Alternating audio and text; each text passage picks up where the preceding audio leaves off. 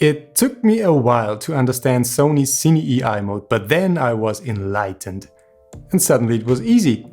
Let me explain.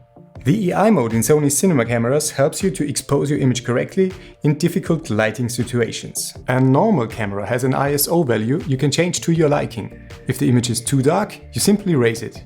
But by doing this, you lose some dynamic range and you get noise in your image because the camera simply doesn't operate in its optimal ISO.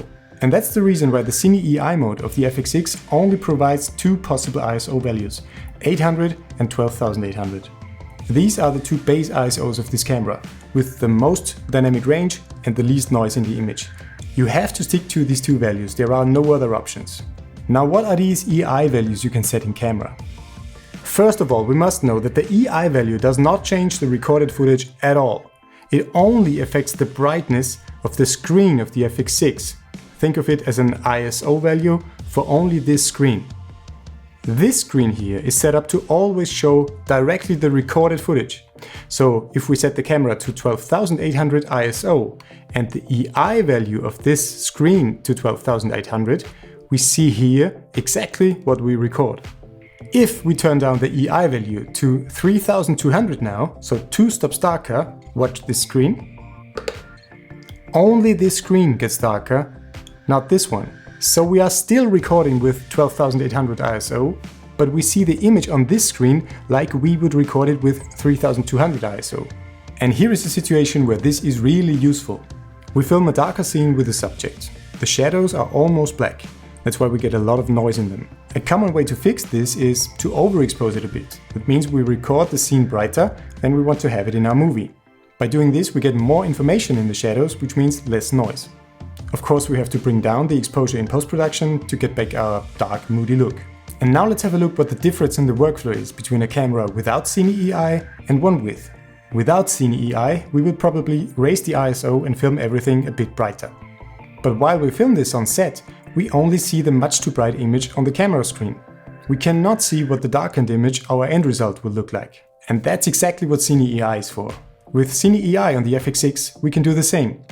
We record everything 2 stops brighter by lowering the ND filter or raising the lights.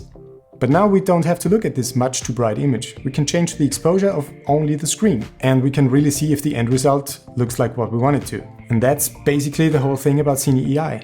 But wait, this whole thing leads to the effect that if you lower the EI value and if you expose newly, you gain some dynamic range in the shadows but lose some dynamic range in the highlights.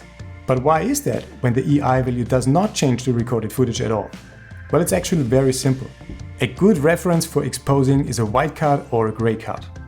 The white area is represented by that part of the waveform, and we must bring it to that exposure line, which is set at 77%. If we now want to film it brighter to get cleaner shadows, we have to lower the EI value, and since the white card needs to be exposed correctly again, we have to let more light to the sensor, so we bring down the ND filter until it reaches this line again. Let's use an even lower EI value, and we have to raise the exposure again. And the key now is, with every reduction of the EI value, you raise the exposure. Let's have a look at the waveform of the editing software. The white card always comes nearer to the maximum brightness that your camera is capable of capturing. And that's why you lose dynamic range above the white card level and gain in the range below.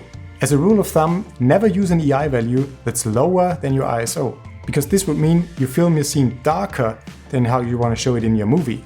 And we would never raise up shadows in post-production that are already dark. This would cause a lot of noise. And since all these settings only make sense if you really see what you are recording, watch this video here where I describe what I think is the best budget camera monitor at the moment.